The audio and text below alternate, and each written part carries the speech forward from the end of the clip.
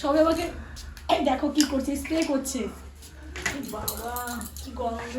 তোমরা নেবে নাকি বলো, কমেন্ট করে জানাও। না গো, দাম আছে, 600 টাকা দাম আছে, সবাইকে দেবে। মা দেবে না তোমাদের, কি দেখেছো?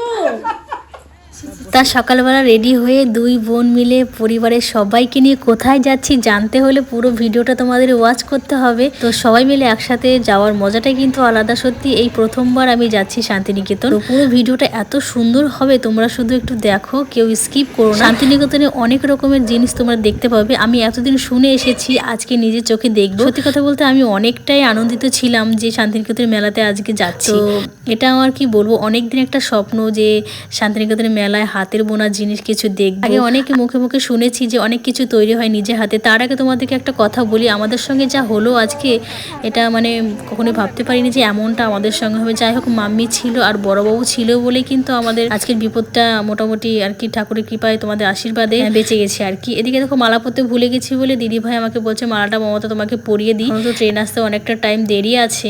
তা আমাদের সঙ্গে কি হয়েছে একটু পরে তোমাদের সবটাই বলবো। আর এদিকে দেখো বাবুরা যাই হোক ভালো মতো পৌঁছে গেছে। সত্যি ভীষণ টেনশনে ছিলাম, আমি তো পুরো কান্নাই করে দিয়েছিলাম যে কি হলো, ব্যাপারটা কেমন হয়ে গেল না। আর দিদিভাই একটুর জন্য আর কি বেঁচে গেছে কল্পনাদি বলতে গেলে। এমন ব্যাপার হয়েছে যে বর্ধমান থেকে আমরা শান্তিনিকেতনের মেলাতে আসবো, সেই ট্রেনটাতে এত পরিমাণে ভিড় ছিল, মানে আমার জীবনে এই ফার্স্ট এরকম একটা ব্যাপার হয়েছে যে আমার ট্রেনে উঠতে পারিনি।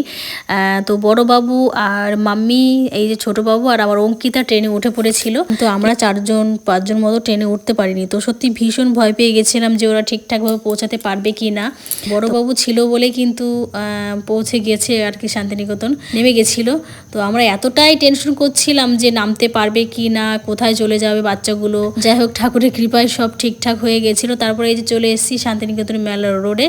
তো আই লাভ মাই শান্তিনিকেতন এই প্রথমবার যেহেতু এসেছি, ভীষণ ভীষণ ভালো লাগছে। আর এই যে রাস্তার সাইডে দেখো কি সুন্দর এই বাচ্চাটা খেলা দেখাচ্ছে, সত্যি ভীষণ মায়া লাগছিল দেখে যে মানুষ পেটের দায়ে কত কিছু করে। তো যাই হোক খেলাটা দেখে ভীষণ ভালো লাগলো। আর দিদিভাই কিছু টাকা দক্ষিণা দিল। এখান থেকে শুরু হচ্ছে শান্তিনিকেতনের মেলা। দিদিভাই বলছে দেখো মমতা, এখান থেকে শুরু হয়েছে, কোথায় যে শেষ, সারাদিনে ঘুরে ঘুরে তুমি শেষ করতে পারবে না, এত বড় মেলা। তো সত্যি শুনে আমার ভীষণ ভালো লাগছে। তা ইচ্ছে আছে সারা মানে কি বলবো, সারাটা দিন সারাটা রাত মেলা দেখার, কিন্তু দিদিভাই বলছে তুমি পারবা না, সারাদিন হেঁটে হেঁটে মেলা দেখা, সারা রাত মেলা দেখা, এটা আমাদের পক্ষে সম্ভব না। যেহেতু পাপা আছে, আর পাপা তো হাঁটতেই পারছে না, একটুখানি হাঁটছে আর হাঁপিয়ে যাচ্ছে।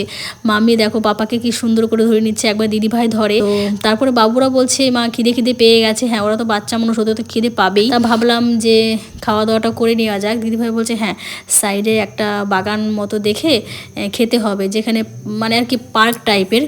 আর এখন এই মেলা সিজনটায় কোনো জায়গায় ফাঁকা নেই, সব জায়গাতে পুরো একদম ভর্তি গাড়ি ঘোড়া মানুষজন সব।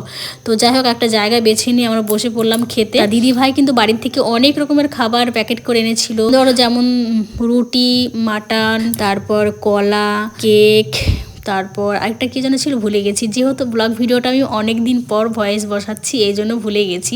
আর রাস্তায় আস্তে আস্তে কিন্তু আমরা অনেক কিছুই খেয়েছি। এদিকে দেখো পাপা আর মাম্মি তো মানে হাত ছাড়াছাড়ি করছে না, তার কারণ যে পাপা অত ঠেলা গোজা পছন্দ করে না আর খুবই হাঁপিয়ে যায় বলে এই জন্য ধরে রাখা হয়েছে। তারপর যখন মেলাতে ঢুকে পড়লাম, খাওয়া দাওয়া কমপ্লিট করে এসে তো দেখছি বাহ কত সুন্দর সুন্দর জিনিস, দেখে সত্যি মনটা ভরে গেছে। দিদিভাই বলছে এই তো সবে শুরু, চলো মেলার ভেতরটা চলো, দেখবে হাতে বোনা অনেক রকমের কাজ। হ্যাঁ, এর আগে তোমাদের দাদাভাই একবার মেলাতে এসেছিল, তখন কিন্তু আমাকে আনেনি, তোমাদের দাদাভাই একাই এসেছিল। ওই মেলার থেকে না একটা ব্যাগ নিয়ে গেছিল। তো যাই হোক এই দেখো প্রথমেই কিন্তু আমি দেখো রবীন্দ্রনাথের একটা ছবি দেখলাম, কি অসাধারণ লাগছে। দেখো তোমরা একটু কমেন্ট করে বলো তো কেমন লাগছে।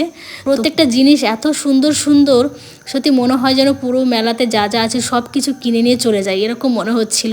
তার আগে তোমরা সবাই বলো তো আমাদের দুই বোনকে কেমন লাগছে। আমি যে শাড়িটা পরে আছি এটা কিন্তু আমার মাম্মি আমাকে গিফট করেছে, তো শাড়িটা আমার কাছে প্রচণ্ড ফেভারিট। তোমাদের কেমন লাগছে অবশ্যই কিন্তু কমেন্ট করতে ভুলো না, ঠিক আছে।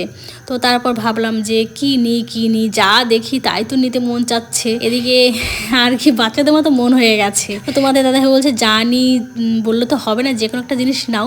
প্রথমে দেখো আমার গুপোষণে একটা বেতের বোনা দোলনা দেখছিলাম, কি কিউট, মানে কতটা কিউট, তোমরা সবাই একটু দেখো শুধু, কি অসাধারণ। কিন্তু দামটা এত পরিমাণে বলে ফেলেছে, তোমাদের দাদাভাই বলছে থাক নিতে হবে না, অন্য সময় নেবে, এরকম বলে আর কি চলে আসি। তারপরে চুড়ি দেখছিল দিদি বলছে শান্তিনিকেতনের এই যে চুড়িগুলো খুব সুন্দর, তো কাপড়ের তৈরি চুড়ি। তা 1 ডজন চুড়ি নিলাম, দিদিভাইয়ের আমি ভাগ করে নিলাম, 200 টাকা বললো, তো কিছু দাম কমিয়েছিল আর কি। তারপর চলে এসেছি এখানে, দেখো আরও অন্যরকম জিনিস দেখতে। এখানে এসে শুনছি যে তোমার হাতির দাঁতের চিরুনি, তারপর আর কি একটা বললো ঠিক মনে নেই, কাঠের চামচ, অনেক কিছু আর কি, সব কিছু মানে এত সুন্দর সুন্দর জিনিস। তোমরা তো মোটামুটি আমার শর্ট ভিডিওতে কিছু কিছু পেয়েছো, দেখেছো। আর এই দেখো কাচের, এটা হচ্ছে কাচের পাখি, ময়ূর, কত কিছু। আর ওই যে শিংগুলো দেখতে পাচ্ছ, কত সুন্দর শিং, সব হাতির, তারপর তোমার ঘোড়ার, নানান রকমের জিনিসের। একটা চিরুনি আমি পছন্দ করেছিলাম, দেখো তার আগে কাপটা কি সুন্দর। একটা চিরুনি পছন্দ করেছিলাম, চিরুনিটা হচ্ছে হাতির দাঁতের, তো দাম হচ্ছে 1000 টাকা। তো একদম ছোটো পাড়া চিরুনিটা আমি তোমাদের ভিডিও দিয়েছি, তোমরা সবাই দেখে নিও। আর এখানে দেখো দিদিভাই বলছে, মমতা দেখো এই চিরুনিটা কেমন, দিদিভাই পছন্দ করেছিল। তা দিদিভাইকে বললাম তোমার যদি ভালো লাগে দিদিভাই তুমি নাও।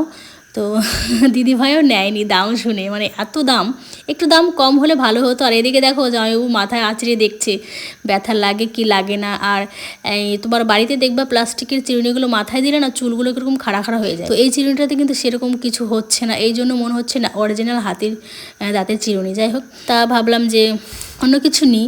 তো এই মানে বললাম যে যেটা দেখছি সেটা দেখেই নিতে মন যাচ্ছে। আর এদিকে দেখো কী সুন্দর শিব পার্বতী, তারপর বর বউ, কি সুন্দর করে দেখো সব সাজানো গোছানো।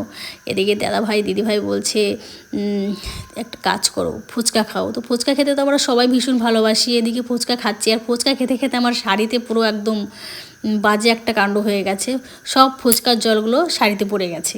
তো সন্ধে হয়ে গেছে, সারা মেলা কিন্তু আমরা ঘুরে কমপ্লিট করতে পারিনি, কেননা এত বড় মেলা ঘুরে দেখা সম্ভব নয়। 2 দিন 3 দিন থাকলে হয়তো পুরো শান্তিনিকেতন মেলাটা ঘুরে ঘুরে দেখা হবে। তারপর চলে এসেছি রেস্টুরেন্টে।